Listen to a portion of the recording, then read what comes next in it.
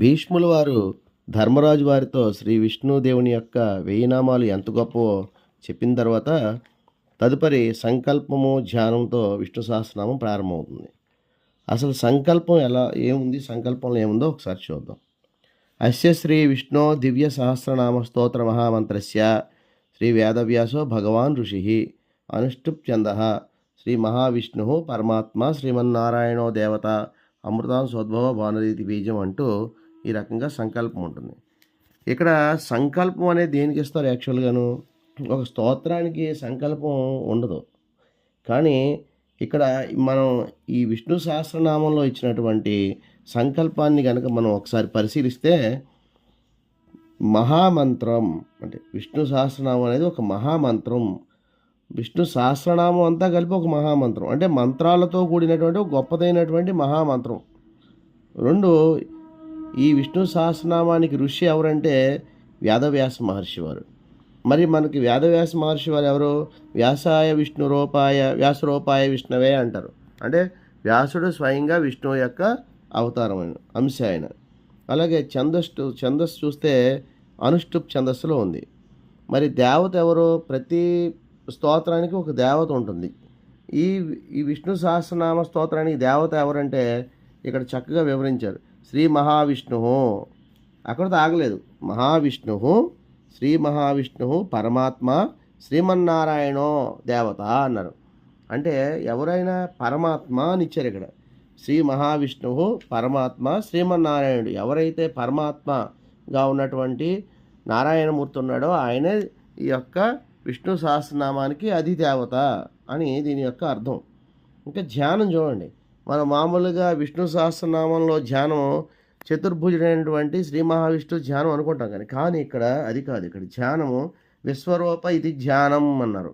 విశ్వరూపం అంటే అనంతమైనటువంటి బాహువులు, నేత్రాలు, ఆయుధాలు, శిరస్సులు, ఇలా మొత్తం అనేక దేవతలు మానవులు ఒకటేమిటి, మనం ఇంతకుముందు చెప్పుకున్నట్టు ఈ విశ్వంలో ఉన్నటువంటి సమస్తము ఆయనలో ఉన్నట్టు కనిపించేటువంటి ఒక పెద్ద రూపం, విశ్వరూపం. ఆ విశ్వరూపమే ధ్యానం ఈ విష్ణు సహస్రం. అంటే విష్ణు సహస్రనామం మనకి ఏమని అర్థమవుతుందంటే సాక్షాత్తు ఆ పరబ్రహ్మ స్వరూపుడు పరమాత్మ అయినటువంటి శ్రీమన్నారాయణుడిదే.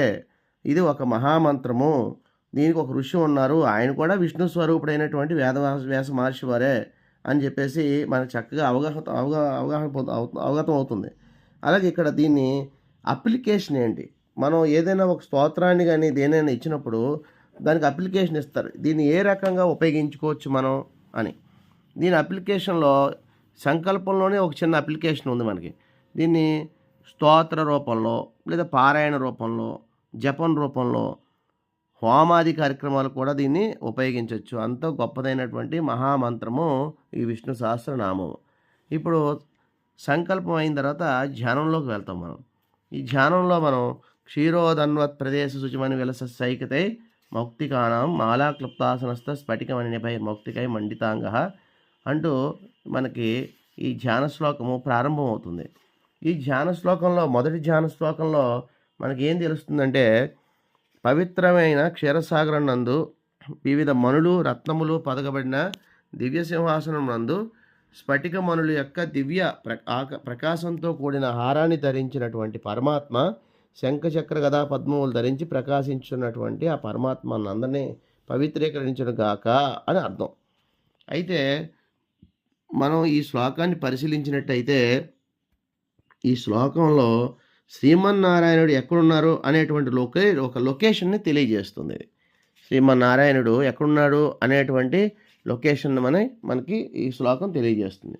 రెండవ శ్లోకం భూపాదో అనేటువంటి రెండవ శ్లోకాన్ని మనం పరిశీలించినట్టయితే కనుక దీంట్లో మనం ఈ శ్లోకంలో 3 లోకాలు, సమస్త దేవతలు, అగ్ని, సూర్యచంద్రులు, భూమి ఒకటేమిటి సర్వం ఆయన శరీరం నందు సమస్తము ఉన్నాయి.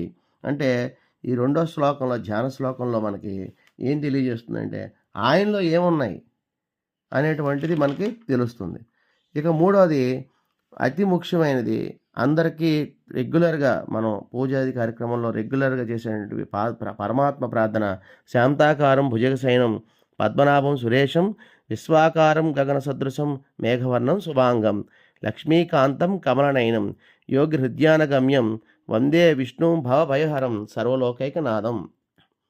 దీని అర్థం ఏంటంటే పరమశాంతి స్వరూపుడు శేషసాయి పద్మం నాభియందు కలిగి లక్ష్మీపతి విశ్వమంతా వ్యాపించి మహాయోగుల హృదయ పద్మంలో నుండి సమస్త జన్మ మరణ వ్యాధి భయాలన్నింటినీ పోగొట్టి ఆత్మత్రాణపరైనటువంటి శ్రీ విష్ణు భగవానుడికి వినయపూర్వకంగా నమస్కారం చేస్తున్నాను అని పరమాత్మ యొక్క నమస్కారం చేయడం అన్నట్టు మూడోది.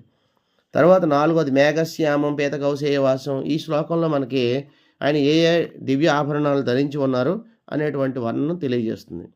ఇక తర్వాత చివరి శ్లోకంలో 5వ శ్లోకంలో సశంఖ చక్రం సకిరీట కుండలం అనేటువంటి దాంట్లో ఆయన ధరించినటువంటి దివ్యమైనటువంటి ఆయుధాలని ఆయన వస్త్రాలని ఇదంతా కూడా మనకి ఈ శ్లోకం మనకు వివరిస్తుంది. చివరిగా ఇది కాకుండా మనకి ఇంకో శ్లోకం కూడా ఉంది. అదేంటంటే మన ఈ విష్ణు సహస్రనామాన్ని ప్రసాదించడానికి ముఖ్యమైన కారకులు ఎవరంటే శ్రీ మహావిష్ణువే. ఆయన వ్యాస మహర్షి రూపంలో మనకి రాసిచ్చారు. అలాగే దానికి మొత్తం ముఖ్యమైనటువంటి కారణం ఎవరంటే శ్రీకృష్ణ పరబ్రహ్మ. సో కాబట్టి ఆయన యొక్క ప్రార్థన కూడా ఇందులో ఉంటుంది. ఈ విధంగా శ్రీ విష్ణు భగవాని యొక్క ధ్యానం అనంతరం మనం విష్ణు సహస్రనామంలోకి వెళ్తాం అన్నమాట. ఓం శ్రీ విష్ణవే నమః.